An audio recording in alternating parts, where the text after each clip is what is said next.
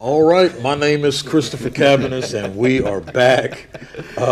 In the flesh. I am serving as guest host with some wonderful, wonderful, great guys, and we're just sitting around doing what I call, we're just chopping a little wood, seeing what we can put on the fire, as well as seeing what we can build.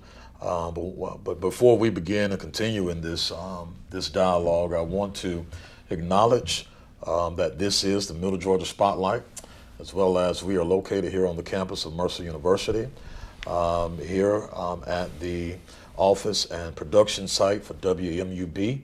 But I would like to give a brief shout out and acknowledgement to C. Jack Ellis, as well as Mr. Bob Ficklin, for allowing myself and these brothers to come and to share with you as we come to wherever you are, whether it be in your home, whether it be at your office, or you just riding in your car, however it be, but we are here.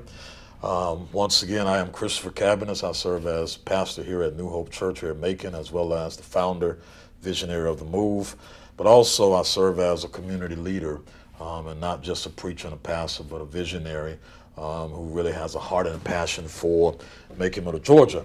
And so I have to my right Belvin Ware, who is back home in Macon, Middle Georgia, Central alumni. Turn it up. He's to my right, as well as I have Virgil Watkins, who has been doing a phenomenal work in city government. He's here, another Central alumni. But then we have the man who has made me who I am today, depressed. Brian Raines. He's also a Central Charger. Have one good basketball season. But I represent Northeast, East Side Out Loud. I know Dominique Johnson is going to thank me for this, for standing up for what's right. But we here, man, and we're sharing. There's a difference between right and righteous. Yeah, it is, man. But there's also such thing doing the right thing the wrong way. But we here got much love at this table. Don't get me wrong. But there's much love at this table. But we left off with you, Virgil, man, just sharing some of the things that are very dear to your heart. And one of the areas that you left off of was dealing with blight,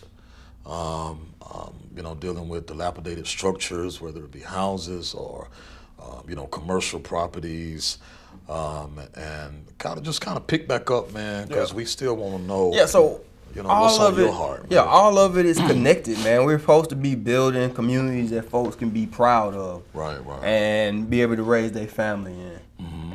And there's a spot in the Bible that talks about having the streets right for kids. And when they're right for kids, they're right for adults, man. And we know that kids shouldn't have to live in houses or neighborhoods where half the houses are burnt down and vacant and just unsafe. Mm-hmm. I'm big on numbers and being able to data, man. More than 4,000 houses have come through our code enforcement being cited for in need of demolition. As a county, we haven't taken full responsibility on alleviating this issue. It is hard to move forward with our downtown development, and there are places of growth in Macon, but it's hard to move together as a team when you're seeing growth happen. We got folks pressure washing sidewalks downtown, but we're not able to resolve, issues in neighborhoods. Houses have just completely fell in on each other in Pleasant Hill. The overgrowth is into the street. You got that level of inequity. And as a community, as a county, we've got to be able to fill in and do that better. Because those are also the same spots where you're seeing folks get shot in the street, right? Those are also the same spots where the property crime is extremely high. Those are also the same spots next to Bruce where the educational attainment is not where it's going to be. All these things are interconnected, and it goes to us not placing our people first. Like, we have a government where we place the business side of it above the needs of our citizens, and we've got to reverse that. So let me ask you this then, and I'll put this out on the table. But do you think, man, that, and I guess this is a rhetorical question, but Do you think that certain communities, certain areas throughout the city have somewhat been placed on the back burner, but in some cases have just been forgotten about, such as Pleasant Hill, Fort Hill? And I know we're doing enough, it's almost as if to appease, but do you think that that ultimately the persons who are really the heartbeat and what was once a heartbeat in communities in our city, have they just been forgotten? You know, such as Pleasant Hill, such as Fort Hill, when you look at those different districts, like a Bellevue. Bellevue, Fort Hill, Pleasant Hill has produced some great citizens, some great people who have left the city, but they're doing great things globally, internationally, and even nationally, but even in some cases locally. So you think that the system that we're living in, the political system, has kind of, So neglected for sure, and part of it is the philosophy, the difference between equality and equity, right? Educate me. All right, the difference being that this is the area of great need to give everybody 5% or 20% of the pie. I got 5 areas. I give everybody 25% of the pie, 20% of the pie, right? That's not gonna work because area A has a great need. It needs so, and even in terms of the work that's placed on the public works, man. Each area has a truck with 2 people on the back of it that's gonna pick up your trash, right? In area A, density is a lot greater. There are more apartment complexes, so the trash builds up and can overwhelm those 2 workers. Versus area B, where everybody has a yard contractor because they get their yards cut and tailored by a yard company, and economics has a lot to do with that, right? Right. I'm getting it manicured, so he takes the yard waste with him when he leaves, right? That's how it's gonna be. You don't leave it on the side of the road. If I paid you $200 to cut my grass, right? Versus I did it myself and I put it on the side of the road, right? And I expect the county to come pick it up, but that overwhelms the county services because we're providing equal service to everybody when that's not exactly what's needed. I need equitable service to get the job done. You see that in education. You see that in just about every place we go with the system. Man, you got my wheels. Man, you have no idea. You got my wheels turning with this equity and equality, man. That makes a lot of sense. Yeah. So it's not an intentional neglect. That goes when we start talking about systemic change. That you got to be able to address that a little bit harder. And not feel ashamed of it and be able to explain to people why we're doing this. We did the same thing with blight a few years ago. When we split it, we gave each district $1 million apiece, and it ended up with District 1 and District 2 North Macon. They had no clue what to do with it because there wasn't $1 million worth of blight, but you still had the Rabbis District, Pleasant Hill, and Unionville, where $1 million was a drop in the bucket because those 4,000 properties are very concentrated.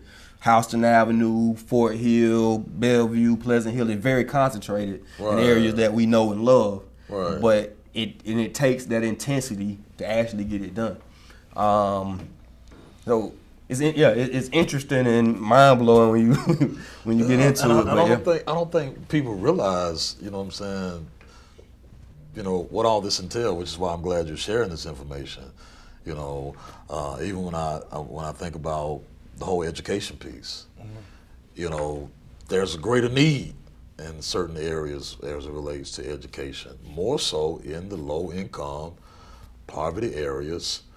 And I see it every day, man, in the school system. I mean, it can be somewhat disheartening, and I know you see it being a youth pastor. When I first came back to Macon, I kind of did a little world tour going around to different schools in different areas just to introduce myself to the different educators, administrators, and the principals. And I had a very interesting conversation with Mr. Frazier over at Central High School. And I asked him what was his most challenging piece when it comes to the students. And he said the most challenging piece is right there when they get to the end, is getting them to cross over that threshold. But he said 9 times out of 10, they get discouraged because they don't see anything greater after high school. Oh, wow. And he was telling me about this one particular young man who already had a job working at YKK. So to him, why I need to graduate from high school? I already have the primetime job. I already have benefits. I already have a retirement plan. Why do I need to graduate from high school? And so at the time, and I don't know how far along he's gotten with this program, but he had a program and a system where he was trying to figure out how can he get some of these students that came in last year's ninth graders or this year's ninth graders to graduate within 3 years. Wow. Wow. And so when you ask Watt the question about, the neighborhoods and do they see it, they see it. Downtown ain't struggling. North Macon ain't struggling. But you go to East Macon, South Macon, West Macon. Struggling. Yeah. I don't know if y'all remember. You remember when the Macon Mall used to be popping? Oh, yeah. Oh, yeah. No, do you remember when Presidential Parkway was popping? Westgate Mall. I mean, but now they've forgotten about it. So, but is it their fault that they've forgotten about it, or is it our fault as a community that we have allowed them to forget about it? I think, man, it has everything to do with what we allow. Yeah, It's what we are allowing. When I think about it, from West Macon to the Macon Mall to Presidential Parkway, it's almost as if in the next 5 more years, Presidential Parkway is going to be reflective of the Macon Mall and Westgate. Yeah, that's where it's going back. They're building a shopping center on Bass Road. It's cannibalistic development. Like, they don't do anything but move those same stores from one spot to further away from us, and they keep on moving. And the crazy thing is, and they hold these leases, and on these vacant properties, they're still paying leases on property that they don't even have occupied anymore. Yeah. And you call it what did you say? Cannibalism. So cannibalistic economic development. As a planning and zoning structure, we allow folks, we know what they're doing. You're going to build a strip mall for the purposes of putting a Target in it. That's what you told. And Target is literally right there. We know, and we allow it to happen. We don't say, no, we don't want that here. Right. And it costs the government, because we're still servicing that shopping center. It's the pipes that we laid, the water, the electricity, the police got to be over there. It's no economic benefit for your county. We just displacing the money. Like, if we had 2 Targets, that works because sales tax goes up for it. But that's not what's happening. Right. We just took that point of sales and moved it. It's very expensive for us as a county when that happens. Wow. A lot of communities have gotten a whole lot tighter in their zoning and their planning prospects to just kind of stop that type of stuff, because that's what the businesses do. Their lease runs out in option place A, and they'll trick the government to build a whole new one. So let me ask you this then: why are many of those stores that are on Presidential, why are they setting up shop in North Macon? So. It's just... So you've got Warner Robins, that's a growing market. That's 15 miles away from Presidential. Right. And then you've got the Bass Road area that's been growing. That's North Macon anyway. That's 15 miles away from Presidential. Okay. When you draw in like a market radius for those type of commercial business, a 15-mile radius is it. So they're not losing any money. They're playing, and I live right over there in Westgate, right? So they're playing that if I lose the Kroger, if I lose the Target, that I will drive 15 minutes to get here or here. And they don't have to worry about me as a customer. I'm inconvenienced, but it's an inconvenience that I tolerate. And I still go to Target versus figuring something else out at the dollar store. It's within that realm. So the way Eisenhower is centered right in the middle of a growing North Macon and a growing Warner Robins, that's what you're seeing. Right? But that's one of the things that throw, like, for me, from the budget standpoint, we stay, like, you see all of this growth happening, but in terms of your county budget, we're very close to stagnant. It was like a 1.3% growth rate we had this year, which is pretty much stagnant. It didn't keep up with the inflation of everything else, because they're just moving from one place to another. You're not spending the extra money. You're just spending in a different place. All right. And so simply put, we spinning our wheels. Yeah. We are the place where gentrification is very true, very real, it's very hurtful, it's very harmful to many of us, but it's also very helpful to other people. It's harmful to our neighborhoods. It drives down the morale and the psyche of those who are in those environments. And when we talk about environment, it's the things that environs, it's the things that surround your mind. And if you're in West Macon, like we said, Westgate, the Macon Mall area, Presidential now, and that environment is starting to suffer with people who are already suffering. Yeah. And you take those entities and those businesses and planning and zoning, we allow them to move such businesses over to the next side of town, leave vacant buildings in neighborhoods with already in environments or things that surround their mind instead of positivity. Now their mind is surrounded with negativity, with blight, with trash, with all of the things that come with that. And so the environment or the things that surround their mind or the people's mind, or when you look out your window, the only thing you see surrounding your mind is trash, pollution, violence. And we allow them to move businesses right down the street. It's a very disheartening, hurtful thing for many, but it's a very helpful thing to some. And as long as we allow that to happen, then Macon will continue to suffer until those who have a voice will lift up their voices and sound as the book of Joel and be that trumpet or be that voice sounding in the wilderness. And those are the things that we have to really look at in our neighborhoods. Why do they look like that? And it's almost like, man, what we're seeing externally really does have a greater impact on what we experience internally. Because if I'm dealing with anxieties and all of this traumatic grief, loss, stress, how am I going to feed my children? How am I going to get, these resources to provide for my family? But then when I come out my door and I get in my car and I drive through my community, I drive through my city, and all I see is emptiness. And I don't see any hope. I don't see any vibrance. I got to drive to North Macon or I got to drive to downtown to see a glimmer of hope. And that's when things come alive. If by chance, when you go to North Macon, things come alive. And if by chance this happened, if we were able to call in the DOT, the Department of Transportation, to come in and work alongside with the Forest Hill project, why couldn't we call in the same resources to work on the log cabin project? And we allow these things to happen. They come right through the door, right on the table, but then we don't have the people there to answer the call to say, no, we won't allow this to happen.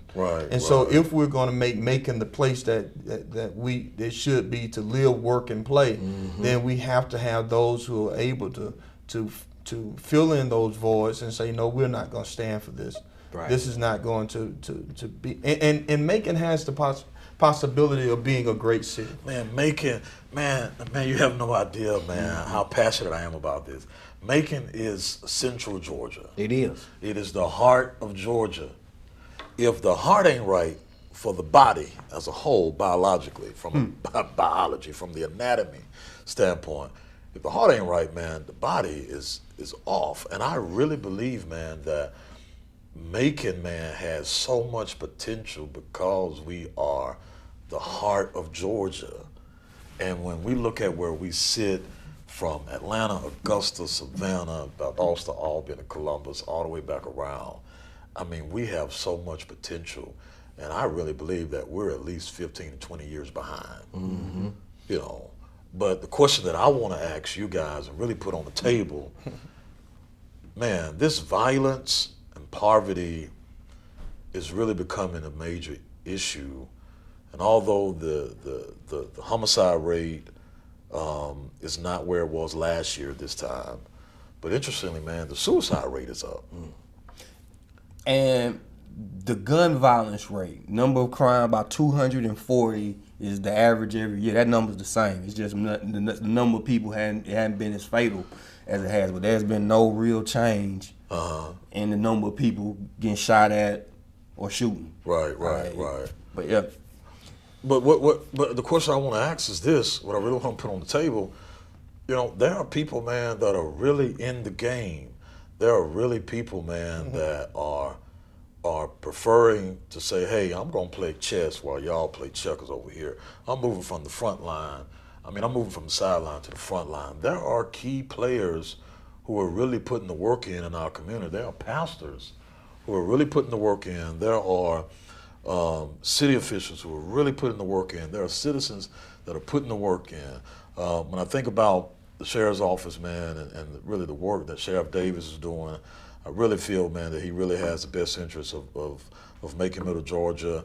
And when I just think about, man, the sheriff's office, when I think about these different organizations and communities, initiatives that are taking place, man, there are people like us who is really putting the work in. But my question is this, man: have we done enough? Well, When we still see, man, guys are going out, not thinking, committing crimes and shooting people, man, in front of stores. Like, no regard. Like, but have we done enough, or can we do any more? well, let me jump right in and Come on. Let's really deal with this. This man. is an issue that I put faith above everything, and so Jesus said that greater works will you do than the ones that you see me do. So no, we're not doing enough. And the thing is we have a lot of possibilities. Change is hard, but change is necessary. And Macon has been stagnant because Macon we're in a place that we really refuse to change. We have entities that can be very big change agents for Macon, Middle Georgia. We have places right here that house millions of dollars of resources that are available. If the floodgate would be open, our city can be helped. But if we sit by chance and those who receive money or these resources, and they never go to the places where they need to go, then those resources, even though they can really be beneficial, they can go into a Dead Sea zone. And a lot of places or pockets or have the ability to help, but the places that we are struggling with and in are strategic places or pockets of crime in the community. And those places are places of Unionville, Pleasant Hill, Kitchen Pride, Bloomfield. These are pocketed areas that can be helped. If I was in the invasion force in Iraq, and if we can take over in 30 hours, move strategically 330 miles tactically on a battlefield, with people moving in different directions with armor, and you have the scouts and mortars and everybody moving strategically. If Macon by chance would get on the drumbeat of doing something, we can really make change happen.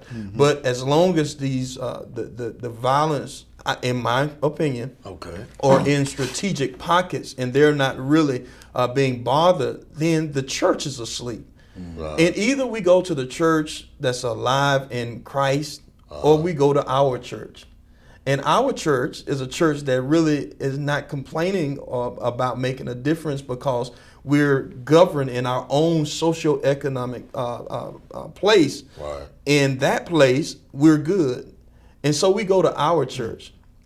And so there are many churches in Macon that are really our church. We got a lot of churches in Macon, so per capita. And so it's our church, so to speak. And let me say that in a very lucid form, because I'm not affected by what's happening in Bellevue.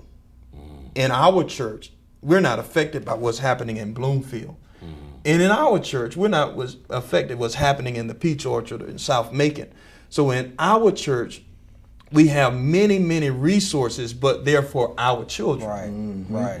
And they're not for All the our children kids are who safe. are around, because they're just centralized focus is of my sphere of my church. And so we have to get out of this our church. This is, the flood of 1994 really brought about a difference in Macon for a quick second, because it was a common denominator, and everyone needed water. Yeah. Everyone needed water because the water had run dry.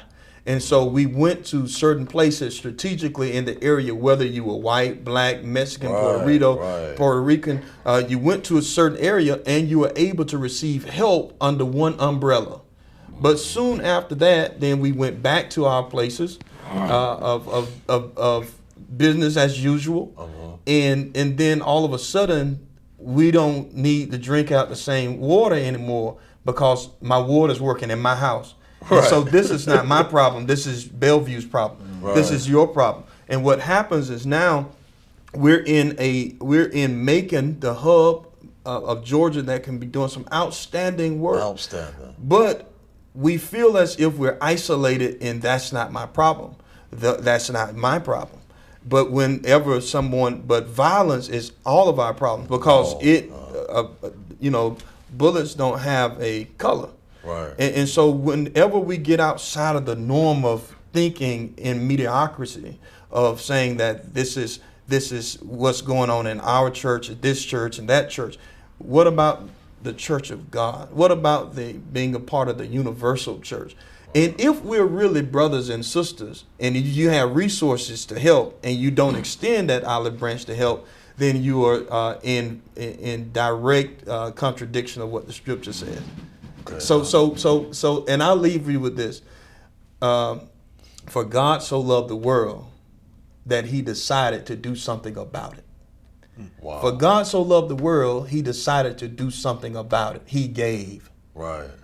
If you love God like you say you do something about it. Making we're in need of help, do something about it. Well, I'm gonna take that as your closing statement. What do you want to add very quickly, because this time, man, y'all got my wheels spinning. What I want to say real quick is, so you alluded to the fact that there's a lot of people in Macon that's got some boots on the ground doing a lot of good work. But the thing about it is it's going to take a collective effort. Right. And it's not enough people behind the people like Dominique. It's not enough people behind the initiative that Brian is doing called Heal the Hood. Right. It is not enough people that's behind Paul Little, that's behind your move. It's not enough people that's behind our political push. So the thing about it is that when it comes time for the work to be done, just like Brian said, just because you are a black family living in North Macon, you are still being hurt and you are still being hit by the crime that's happening in South Macon. Because you ain't grow up in North Macon. Nope. You feel what I'm saying? Yeah, it's a collective effort, and all of us are going to have to come to the table, and all of us are going to have to get behind this push to make sure, just like you said, that the heart is right. Because if the heart don't get right, the entire state of Georgia is not going to be right. Amen. Right. I'm going to take that as your closing statement. I'm pushing. Go ahead, man. What you got? Again, it's going to take the community being involved, man. Me and Reverend Rain shared a powerful moment, man. When Pee Wee got shot, we were able to go speak with the family and just intervene and be there on their behalf, man. It's been had me thinking that all of our families need that type. It was powerful to me, and I know it meant a lot to that family. Having an intervention team that can go and let folks know it's going to be all right. These are the services that are available. These are the counseling. It's something that I think real quickly we need to come together on. But yeah. All right, man. I am grateful, man, that you guys have shared in this experience. Time has caught up with us so much more that I know that we can share. But once again, I want to close this out to let you know that we're not only dealing with a social issue, but really what we're dealing with is a spiritual issue. And we must move ourselves from being so natural that we miss that God is calling us to be more super than we are natural. And that is to be supernatural conscience. This is a spiritual battle. This is a spiritual issue that is being manifested in our local communities. Once again, I'm Christopher Cabiness, as well as Belvin Ware, Virgil Watkins, Brian Rains, and we are here with Middle Georgia Spotlight, and we're grateful that you allowed us to share with you on this day. And so what we're saying to you is on 3, peace and favor. 1, 2, 3, peace and favor.